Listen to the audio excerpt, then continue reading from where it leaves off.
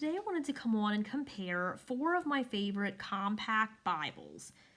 And I recently did a video on this ESV Alpha, and I thought I really want to come back and show you what that looks like in comparison to some other compact Bibles that have already been out for a little while, just in case you were wondering about that. So I'm going to go through these 4 Bibles, just kind of talk about some of the features and what I like about them, and then I will also post full review links in the comments as well, just in case you see one that catches your eye and you want to get more information about it. I'll make sure to post those links. So the first one here is the NLT Giant Print Compact. I love this rose gold cover, but if you don't, there's many other cover options available for this. And what I like about this one is it's the NLT translation, which is easy to understand, and it's also in a 10-point font. So a lot of times in compact Bibles, you're going to get a lot of smaller font size. I didn't pick any that were too teeny tiny, like 6 or 7 size font, because that is a little much for me personally. But I really like this one because it is a 10-point font.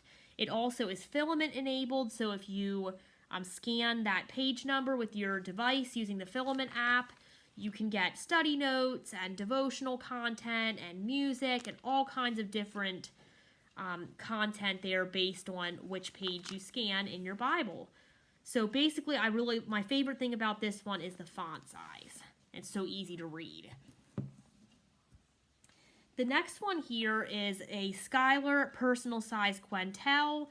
This one happens to be the new international version, the NIV, but there are different options available. And this one is going to be in an 8.5 size font, which for being as small as it is, I think is very crisp and readable. Definitely a great option. All of these are great options to take on the go. This one's red letter, being that it's NIV, but there's other translations that are black letter available as well. I think it's available in CSB, NIV, NKJV. Oh my, let me think. KJV, I think it might be. I think it's called a personal size Canterbury for the KJV, but it's a similar Bible. I think it's drop caps, but it's similar otherwise. And ESV, NASB, I think I got all the different translations, hopefully. But you can find these on evangelicalbible.com. So really great option, really high quality option. But just know the font size is a little bit smaller than that NIV. We're going to go from a 10-point to an 8.5 size font here. Okay, so then the next one I'm going to show you is this ESV Alpha. This one's from Crossway. This one is going to be black letter. It only comes in the ESV translations. It's from Crossway, and they only print the ESV. This one's going to be an 8-point font. So we had a 10-point font in the NLT. We had an 8.5 in the personal size Quentel from Skyler.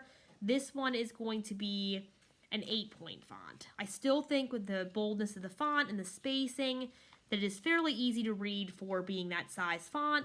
But just be aware of that if that's something that, is a deal breaker for you. Just want to make sure you pay attention to that font size there. But this and the personal size Quentel both have very similar paper. It's at 28 GSM paper, very smooth. Nice paper, of course, line matched. So very good reading experience from both of those there. Finally, we're going to have the NASB History Bible. This is in the NASB 2020 translation. This one's from Humble Lamb. Love this rose gold cover. That's what originally drew me to this, along with the fact that I really wanted to start jumping into the NASB translation a little more here in 2024 when I can. So it also has beautiful drop caps, and this is going to be an 8.5 size font, so the same size as the personal size Quentel. And you're going to have these Gustave Doré illustrations throughout. So just a very unique Bible. This one is a little thicker, being that it's a single column Bible, but still a great size to take on the go. Okay, so those are the 4 here. What I wanted to show you real quick, I have a hard time juggling more than one Bible in front of the camera, but I'm going to try my hardest here to show you the personal size Quentel, which is here, versus the Alpha, which is the other side here on top of it. Just so you can kind of get an idea of what the font looks like, and it's probably really hard to see. It's very similar. I do think the personal size Quentel reads slightly better, slightly larger, because it is 8.5 size font versus the 8-point font, but it's pretty similar. And then size-wise, now these are different translations. We have the NIV for the personal size Quentel, and we have the ESV for the Alpha here on top. The Alpha is slightly thinner than the personal size Quentel, but they're fairly similar in size. Not exactly, but they're fairly similar. You can kind of see here. The History Bible is going to be a lot thicker, being at that single column, also 8.5 font size.